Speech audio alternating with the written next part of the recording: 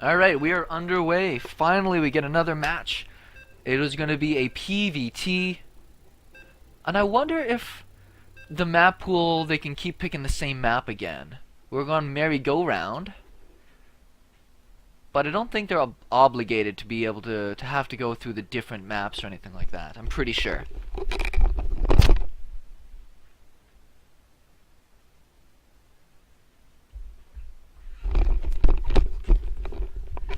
Sorry, I just had to check on animals. Weapon of math destruction. Calculus. That's math destruction if I've ever heard it. Looks like we are just getting in here. Come on, other observers we're waiting on. Oh, let's get comfy. Everybody get their beers, get their coffees. I think a lot of you are actually playing this. What time is it right now in Germany where everybody's playing this? Like 8 hours difference? Whatever. Down here in the very, very center is our Terran ahead from HOA up against Paladin, who's given his team a 1-0 lead in this best of 7. And it's essentially all kill styles. If he can go all the way, he gets all the glory. What's really interesting about this kind of style, I've been in these positions where you've had to play elimination and you get a B King of the Hill. After you've won 1 or 2 games, you feel like such a rock star. Like, hey, I've done my part. I had a great execution. I've given my team the lead they need. I did that part. Now, I can jump in and I can just play comfortable. I don't have the big pressure on me anymore. Unless you're at the very end of it and you have to win all of your games. But for the most part, you're just out there to have a good time. Be sure to follow Penguin Gaming if you haven't already. Go down there, all those different viewers, thank you for tuning in, but yeah, make sure you subscribe to this channel. Tune in as we're going to be having some more games, including some Heroes of the Storm tomorrow that we've got going on, so keep tuned to Penguin. Lots of action always going on, lots of teams. Terran player on this side. Interesting place for the barracks and the supply depot here. I mean, it's not too strange. It's almost kind of hidden though. It's not what I would consider to be in a great position. But this also means it can't really get sniped by stalkers or other things. So it's protected in the same instance. Paladin's going to go out for his scouting. While at home, it looks like he's probably just going to go for a cybernetics core expand. Which seems to be a pretty standard and straightforward way to do this. Probe is going the wrong direction, but the Reaper takes a long time to make, so it should get down here, and it might get down here in the perfect time to harass, whoopsies, the command center that's likely going to get made as soon as that's finished.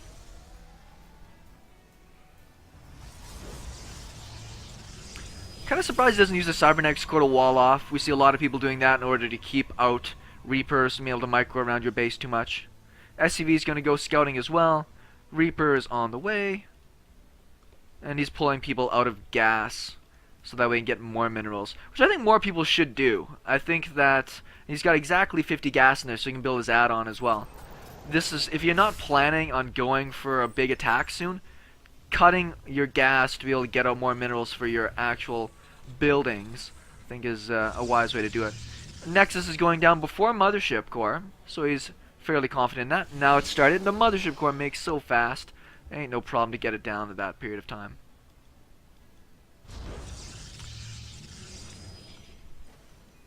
Reaper knows where to go. SCV's sticking around down here, like maybe he could do something weird, but I don't really think that's the case. That guy should just head home, I feel. It's not doing him any good to just sit around the bottom of the base. Oopsies. Reaper got a kill, actually. It looks like he killed his own probe that got stuck in the back. That sucks when that happens. Now, the Protoss player, did it go into the base? It did. It did see the other buildings. It did see the other command center. So it knows what's going on. Pretty straightforward on this side. But it is a 3 racks opening. So if we did see there was another racks and not a factory, that as a Protoss player, that'd make me feel pretty good that I'm not about to get Widow Mine dropped. But it will be a bio pressure coming at me. So we'll see if he's going to go for like a blink or a robo. Not exactly sure. But we should see some sort of tech choice coming out from Paladin here pretty soon. Even if it's more gateways. Because he is going to go up against somebody who's going to be putting out a ton of units here in the near future to go in for some damage.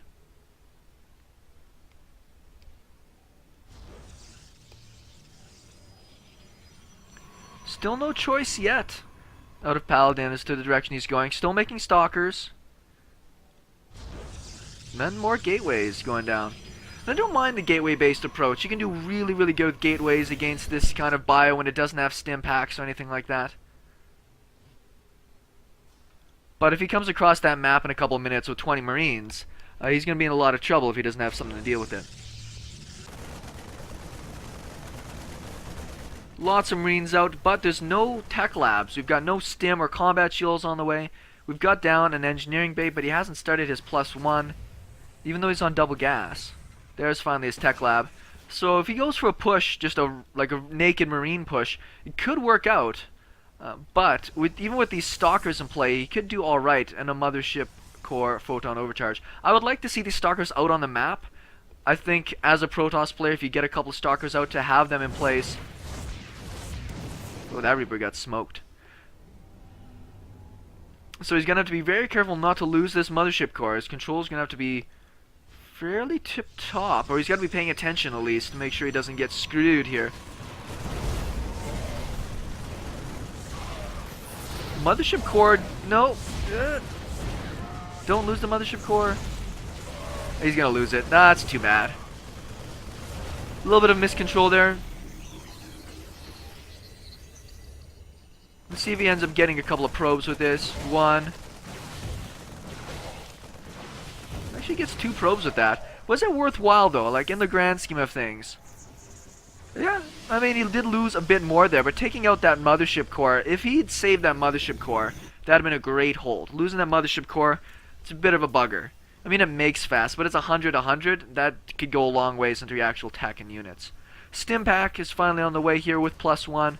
Our Protoss player, on the other hand, is just going for a big, big gateway all-in. No blink, just a naked gateway all-in right up the other side here. No upgrades, nothing else.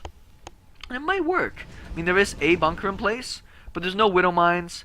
Stim isn't done yet, but it might be done by the time this attack happens. No medevacs, and no Marauders. They're just starting production now. So if there's some good control here, this gateway all-in might just work out. I'm a big fan of going Widow Mines when I'm playing TVP, just for the defensive purposes as well. We see that supply's really going for Paladin there. You got another forward pylon, lots of stalkers, lots of zealots, and he's going to push in right now. Zealots got to get to the front. Nice force fields. Those are great force fields.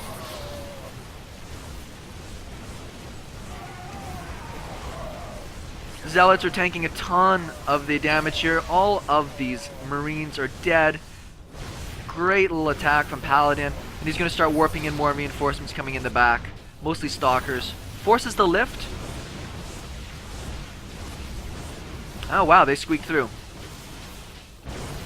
Losing that command center would be pretty shitty. Don't lose the mothership core to a turret. That'd have been so sad. Stim is done, but there's not much here for units, unfortunately.